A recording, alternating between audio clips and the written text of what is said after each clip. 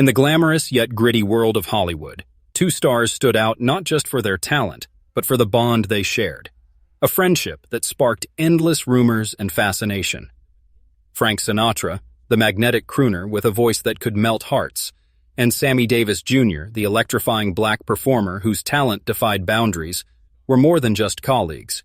They were friends whose relationship challenged the norms of their time. Their story, spanning decades, was filled with loyalty, tension, and unspoken respect, set against a backdrop of racial divides, showbiz glitz, and whispered gossip about motives, power, and even sexuality. Yet, just before Sinatra's death, he uttered a single sentence that left those close to him stunned and forced outsiders to rethink everything they thought they knew. It wasn't an apology or a confession. It was a quiet, powerful affirmation of a friendship that defined both men in ways few could fully grasp. It all began in 1941, backstage at the Michigan Theater in Detroit. Sinatra, then the lead singer of the Tommy Dorsey Orchestra, was a rising star, his charm already lighting up America's music scene. That night, a lesser-known group, the Will Maston Trio, was also performing. Among them was a 16-year-old Sammy Davis Jr., a kid with big dreams and even bigger talent. During a break, the two found themselves sharing a sandwich in the break room. It was a simple moment, but it sparked something special. They talked, laughed, and connected. For Davis, who'd been a fan of Sinatra since he was a boy, this was no small thing. He'd kept a notebook full of articles about Sinatra, not because of his fame, but because he saw something in him that was rare for a white artist in those days. Stage presence, confidence, and a kind of respect that crossed color lines. In an America where racism was woven into everyday life, where theaters, hotels, and restaurants were split between whites and people of color, Sinatra's choice to sit and chat with Davis was unusual. It wasn't a grand gesture, but it meant the world to a young black performer who felt the weight of a segregated world. At the time, the two didn't work together, but Sinatra's influence on Davis grew quietly. Davis idolized him, not just as a star, but as a model of what an artist could be. Someone who commanded respect, no matter who was in the room. When Davis was drafted into the Army in 1944, he faced racism head-on. He was beaten, threatened, and treated as if he didn't exist. But he fought back with his talent, performing for soldiers to win them over, not for money, but to chip away at the hate. During those tough years, he watched a short film called The House I Live In, where Sinatra spoke out against racial prejudice. The film, which won an honorary Oscar, was a call for unity, urging Americans to look past differences. For Davis, it felt personal, like Sinatra was speaking directly to him, offering a glimmer of hope in a world that often felt hostile. It wasn't just a movie, it was a message that stuck with him. After the Army, Davis rejoined the Will Maston Trio, performing in small venues while keeping a close eye on Sinatra's career. He didn't just admire him, he studied him. The way Sinatra dressed, walked, even styled his hair. Davis took it all in, not to mimic, but to learn how to carry himself with that same fearless charisma. He wanted to be an artist who could reach any audience, no matter their background, just like Sinatra. Meanwhile, Sinatra was becoming a giant in Hollywood and New York, while Davis was still a small name in the black vaudeville circuit. But Sinatra started to notice him too. In 1947, when Sinatra was set to perform at the prestigious Capitol Theater in New York, he was asked who he wanted to open the show. He picked the Will Maston Trio, with Davis as the standout. But he didn't stop there. Sinatra demanded the theater pay the trio 5 times their usual fee, a bold move that forced the venue to agree to keep their star happy. That night, Davis performed for a white audience, many of whom were skeptical of black artists. It wasn't just a gig, it was a chance to break through barriers, to be seen in a way he hadn't been before. 7 years later, in 1954, Davis faced a devastating blow. A car accident left him with a shattered body and the loss of his left eye. He was broken, physically and emotionally, unsure if he could ever perform again. Sinatra stepped in quietly, paying his medical bills without being asked. When Davis left the hospital with nowhere to go, Sinatra called him to his home in Palm Springs. Sinatra's girlfriend at the time, Cindy Baugh, had to nudge him to visit the hospital. He hated the smell of them. But he went. And when Davis was so low he thought about giving up, Sinatra was there, offering a place to heal. Davis later said, "When I lost my eye, the first place I went was Frank's house in Palm Springs because I had nowhere else to go." That simple sentence carried the weight of their bond. No flash, no fanfare, just a friend showing up when it mattered most. As Davis rebuilt his career, he started performing solo, catching the eye of critics and audiences alike. But to make it big, he needed to conquer Las Vegas, the heart of American entertainment. Vegas, though, was a segregated city. Black artists like Davis could perform in the glitzy casinos, but had to stay in black-only neighborhoods far from the Strip. This went on for years until Sinatra used his clout to change things. He refused to perform at venues that would not let Davis stay in the same hotel. At the Sands Hotel, he made it clear, either Davis gets a room or the show's off. The Sands gave in, and that moment set a new standard. Davis wasn't just a performer in Vegas anymore. He was a star who belonged. Sinatra's influence didn't just open doors, it kicked them down. In 1958, Davis found himself in the middle of a firestorm when he started dating white actress Kim Novak. Interracial relationships were taboo, even illegal in some states, and the backlash was fierce. The studio, the public, and even powerful figures in Hollywood pushed back hard. Some say Sinatra stepped in, talking directly to the head of Columbia Pictures, where Novak worked, to ease the pressure. The details are murky, but Davis didn't get blacklisted, which suggests someone with serious pull, like Sinatra, had his back. That same year, the Rat Pack was born, a crew of performers including Sinatra, Davis, Dean Martin, Peter Lawford, and Joey Bishop. Originally called the Klan, Davis pushed back against the name because it echoed the Ku Klux Klan. Sinatra listened and changed it to the Rat Pack. As the group's leader, he made sure Davis had room to shine, even if it came with edgy jokes about his race or speech. To outsiders, it sometimes looked like Davis was the group's token, used to draw attention or prove a point. But those who knew them saw something else. Davis was a core part of the Rat Pack, not a sidekick. Sinatra made that clear, even if some whispered he was using Davis to look progressive and win over Hollywood's liberal crowd. Whether that was true or not, Davis gained fame, opportunities, and protection that few black artists of the era could dream of. For over a decade, Sinatra didn't just shield Davis from criticism, he paved a path for him. It wasn't a formal deal or a public promise, but a steady stream of actions, both on stage and behind the scenes. Their friendship wasn't just artist and mentor, it was something deeper, built on mutual respect despite the world's divisions.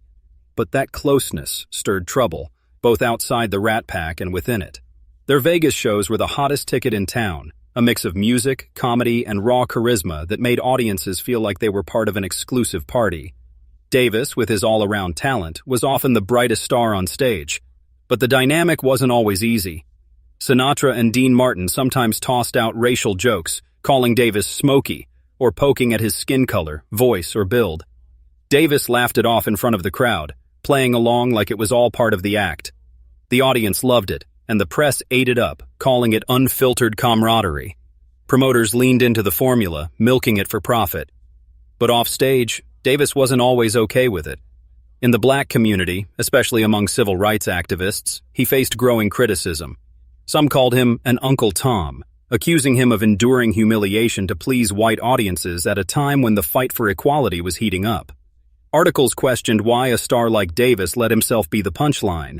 He didn't respond publicly, but the tension was real, building inside him as he kept performing. Things boiled over in 1959 when Davis appeared on a Chicago radio show called The Shay Show. He spoke openly about Sinatra, praising him as a mentor but also calling out his rude, sometimes disrespectful behavior. The words hit Sinatra hard. He was furious, reportedly using racist language in private to vent his anger. The fallout was swift. Davis was dropped from the Rat Pack's film Never So Few. For months, every door Sinatra controlled slammed shut. Davis tried to fix things, sending letters, apologizing through mutual friends, and eventually in person. Sinatra wouldn't budge until Dean Martin and Peter Lawford stepped in to mediate. Finally, Sinatra let Davis back into the fold just before filming started on Ocean's 11. But things weren't the same. Davis later admitted he'd crossed a line, saying, "I know who's in charge, and I know where I stand." That moment shifted how people saw their relationship.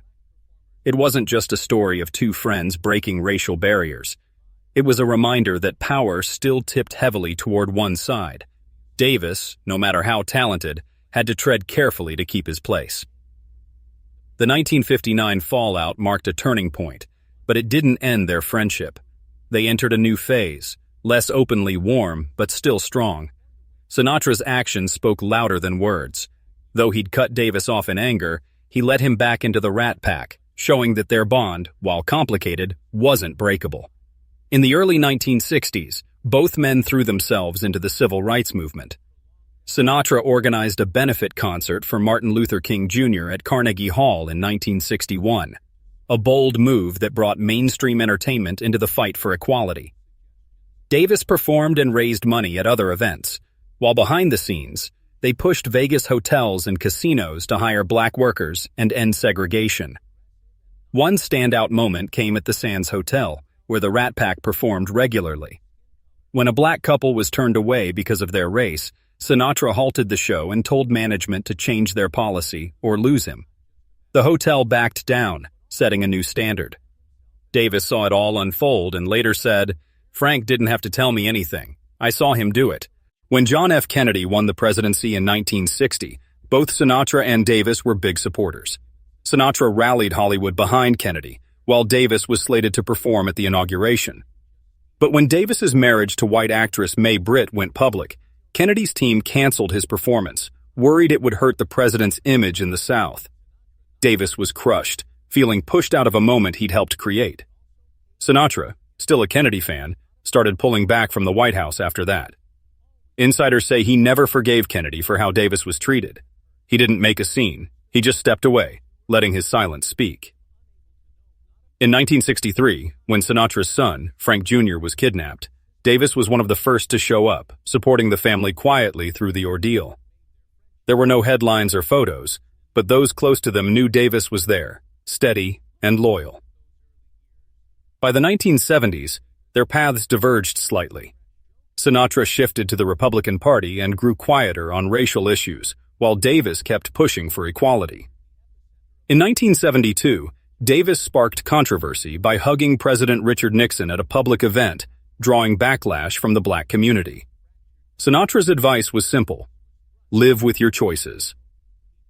Years later, in 1987, with both men past their prime, they came together again after Dean Martin's son died in a plane crash. Davis was battling throat cancer, and Sinatra's health was fading, but they joined Liza Minnelli for an international tour, billed as the last Rat Pack reunion. Their voices weren't what they used to be, their steps slower, but the spark between them was still there, a bond that held strong until the end. On May 16, 1990, Sammy Davis Jr. died of throat cancer, closing a career that spanned over 60 years and broke countless barriers. Sinatra canceled his shows for the week and flew to California. At the funeral, he didn't just sit in. The front row, he carried Davis's casket. When asked to speak, he said simply, "It's hard to sum up a friendship of more than 40 years in a few words. I wish the world could have known Sammy the way I did." Those words carried the weight of their story. In 2014, Davis's daughter Tracy wrote in her memoir that her father was forever grateful to Sinatra for opening doors, but also wrestled with the jokes, the pressure, and the unspoken control he faced. He knew it was the cost of breaking into a world that wasn't built for him. Sinatra rarely spoke of Davis after his death. His own health declined, and he stepped back from the spotlight. When he died on May 14, 1998, 8 years almost to the day after Davis, newspapers called their friendship a testament to loyalty across race, politics, and gossip. FBI files released later showed no major conflicts between them, no evidence of the rumored romantic ties some whispered about. Those stories, of secret motives or hidden dynamics, lived in the public's imagination, not in reality. What stood out wasn't what Sinatra said, but what he did. Standing up for Davis when it mattered, staying loyal through the ups and downs, never letting the distance between them last too long. His final words at Davis's funeral summed it up. Behind the rumors, the fights, and the headlines, there was respect, loyalty, and a friendship that weathered it all. Their story wasn't perfect. It was messy, shaped by the era's prejudices and the pressures of fame. Sinatra could be controlling, even harsh, and Davis paid a price for his place in the spotlight. But through it all, they stood together. Two men who, in their own way, changed what was possible in a divided world. Their friendship wasn't defined by one moment or one sentence, but by years of actions, big and small, that showed what it meant to have each other's backs. When John F. Kennedy won the presidency in 1960, both Sinatra and Davis were big supporters. Sinatra rallied Hollywood behind Kennedy, while Davis was slated to perform at the inauguration. But when Davis's marriage to White,